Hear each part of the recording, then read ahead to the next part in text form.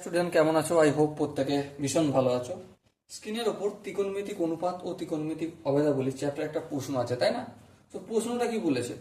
বলেছে দেখো, alpha plus beta equal to 90 degree. বেশ, আবার alpha is to beta equal to 2:1। তাহলে এখান থেকে আমি একটা কাজ করতে পারি। কি কাজ?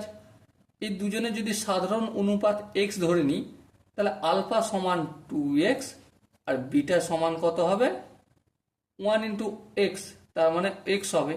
তার মানে 2x plus x equal to 90 degree. হ্যাঁ, তাহলে 3x সমান কত? 90 ডিগ্রি। x সমান কত? 30 ডিগ্রি। ওকে, জানতে কি জানতে চেয়েছে? জানতে চেয়েছে সাইন আলফা বাই কস আলফার মান কত। তাহলে sine alpha by cos alpha. Sine alpha বলতে সাইন ইন্টু 2x, কারণ আলফা সমান আমি 2x বলেছিলাম, তাই না? 2x মানে কত? 60 ডিগ্রি। আর এখানে এটা সাইন বিটা হবে না? ঠিক, সাইন বিটা বলতে সাইন বিটার মান কত দিয়েছিলাম? এক্স এর মান কত? 30। তাহলে এখানে 30 ডিগ্রি লিখবো। এবার দেখো সাইন 60 ডিগ্রি ভ্যালু কত? সাইন 60 ভ্যালু হচ্ছে √3/2। আচ্ছা, সাইন 30 ডিগ্রি ভ্যালু কত? 1/2। হর কেটে গেল, তাহলে কি হলো? শুধু √3 এসে দাঁড়ালো।